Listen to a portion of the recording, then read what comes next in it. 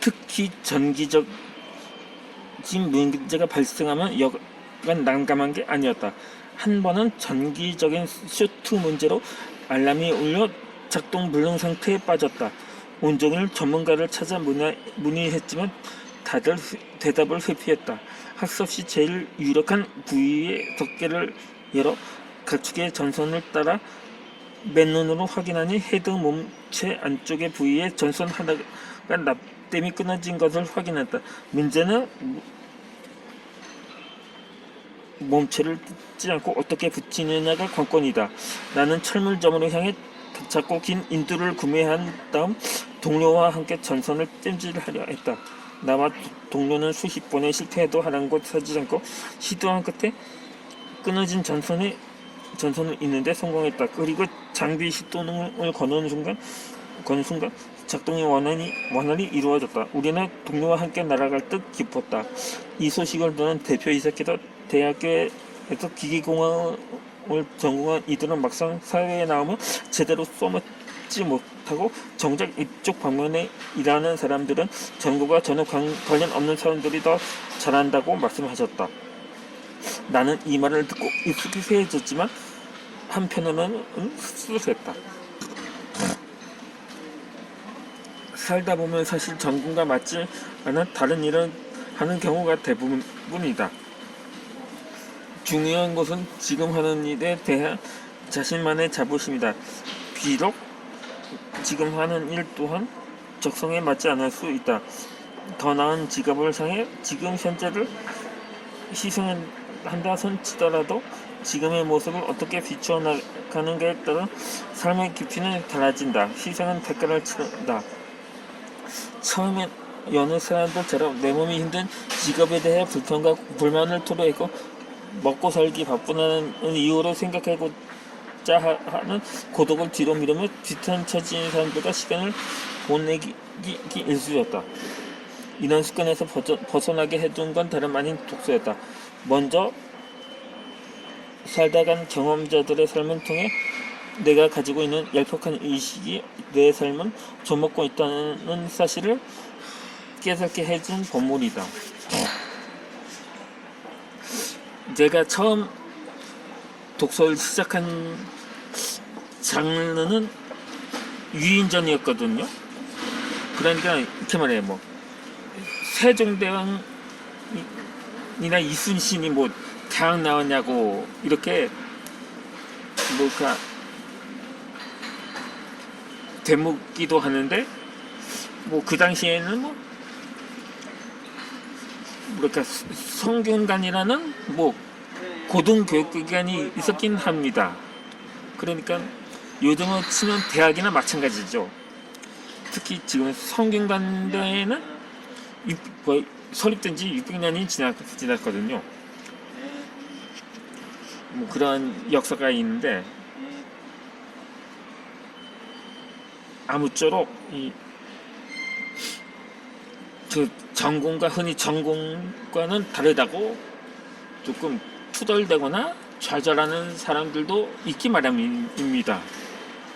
그러니까 요즘 아무리 취업난이 심각하다고 해도 중소업체에는 구인난으로 허덕인다는 말을 듣는 게 어제 오늘 일만은 아니거든요.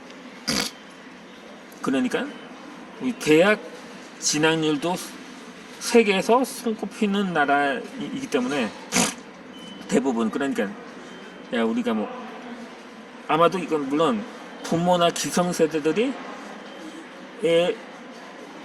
그 원인도 제공이도 한몫했다고 말할 수가 있습니다. 뭐 이전에 또 재차 말씀을 드리고 또 항상 나오는 글귀에 따르면 대학 가서 미팅할래 공무장 가서 미싱할래 이렇게 이런 말을 듣고 자라다 보니까는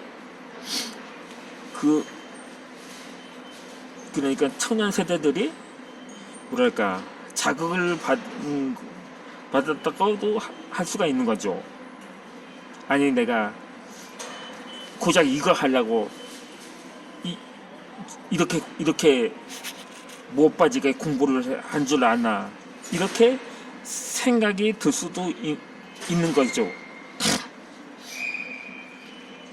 다시 본문으로 넘어가도록 하겠습니다.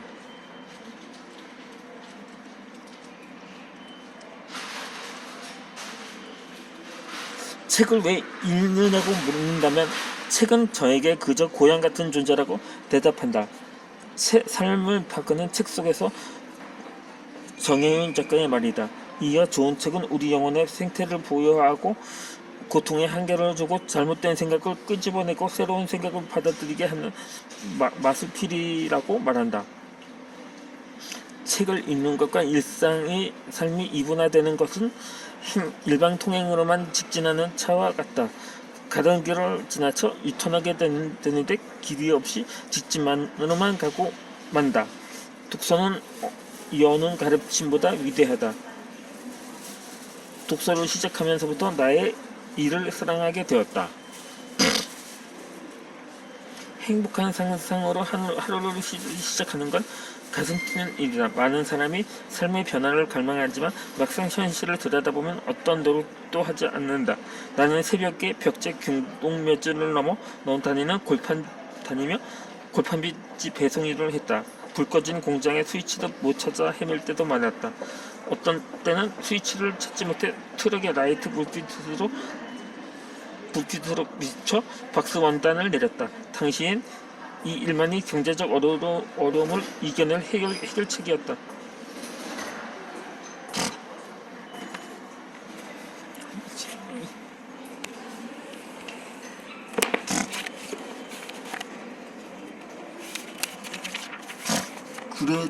그래서 원단을 들고 뛰어다녔다.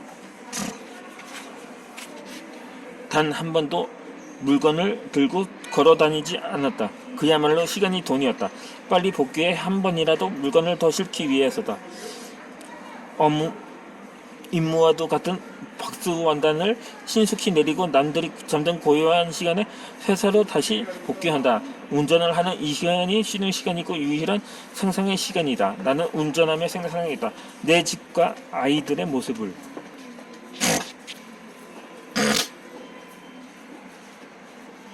지금은 일반 직장인들처럼 아침에 출근하고 저녁에 퇴근한다. 하지만 공통점이 있다면 여전히 새벽에 상상한다. 지금은 트럭이 아닌 내 집에서 나만의 작은 서재에서 책과 함께 상상한다. 내가 운전하며 상상하는 습관을 갖게 된 것은 앞서 이야기했듯이 순번을 기다리며 우연히 손에 잡힌 나폴레온 힐의 놓치고 싶지 않은 나의 꿈, 나의 인생이라는 책을 읽은 후부터였다. 인간은 생각하므로 풍요로워질 수 있다. 진지하게 생각을 거듭하면 반드시 성취한다고 말한다. 뇌과학자 연구에 따르면 뇌는 실제와 상상을 잘 구별하지 못한다고 한다. 그래서 구체적으로 상상하면 내 무의식에 뿌리를 내려 원하는 것을 그 방향으로 이끈다. 상상은 현실이 된다는 말이 있다. 실제 많은 위인이 어려운 환경 속에서도 자신만의 상상을 펼쳐 현실로 이루었다. 또한 그들의 공통점은 모두 책을 가까이 하고 있다는 점이다. 나는 이런 사실을 토대로 무작정 따라 해보기로 했다. 특별히 돈이 들거나 어려운 일이 아니었다. 다만 꾸준히 매일 습관을 만드는 일이 어려운 것이었다. 그렇다고 내가 여느 위인들처럼 한 분야에 탁월한 것도 아니고 소위 돈을 많이 번 성공자는 더더욱 아니다. 하지만 당시 신용불량자와 파산, 그리고 태어난 두 아이의 아빠로서 절박한 상황은 지금의 현실이 되어 행복하게 살고 있다. 지금은 또 다른 상상을 통해 삶의 목표가 생겨나면서 가슴 뛰는 하루를 살아간다. 상상의 힘은 언제나 나를 위로하며 다가온다. 사람은 늙고 나이 들어서 새로운 도전에 대한 꿈을 중단하는 것이 아니라 새로운 도전에 대한 꿈을 접을 때 늙는다고 엘린 카즈는 말한다. 변화는 멈추기 때문에 늙는 것이다. 독서는 삶을 변화시키는 강력한 도구 중에 하나다. 책을 읽는 행위는 내면의 상상을 뇌에 전달하는 도움이 역할을 한다.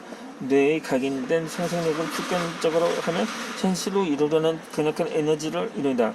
많은 위인이나 성공한 이들에게 하나의 공통점이 발견된다. 바로 독서와 상상력이다. 독서를 통한 상상력은 꿈을 현실로 이루는 무한한 잠재 능력을 극대화한다. 이는 그 어떤 유명한 대학의 졸업장보다도 위대한 이유이기도 하다. 제가 선정적으로 말을 더듬고 발언도 부정하다 보니까는 제가 지금까지 작가의 꿈을 벌었다고는 말할 수는 없습니다. 왜냐면 제가 이 유튜브 영상을 통해서 사실 영상으로 말하는데 글을 써서 책으로 낸다는 것도 그렇게 어려웠는데 어떻게 말로 영상을 올리는 것은 그 내가 가당키나 할까 하고 생각을 한 적도 적지 않거든요. 그럼에도 불구하고 사람은 변해야 한다. 굳이 아무리 목소리가 이상하게 태어났다고 해서 사람이 그렇다고 달변가가 되겠다는 건 아니지만 나름대로 사람들에게 정확히 이 의사 전달을 하거나 소통을 할 수 있게끔 분명하게 알아들을 수 있는 말을 하기 위해서 제가 책을 항상 말을 잘 하려면 평소에도 책을 소리내어 읽으라는 말이라고 한 것처럼 제가 직접 사람들을 많이 못하고 있지만 이 영상을 통해서라도 온라인 매체를 통해서 한번 내가 변화되는 모습을 직간접적으로나마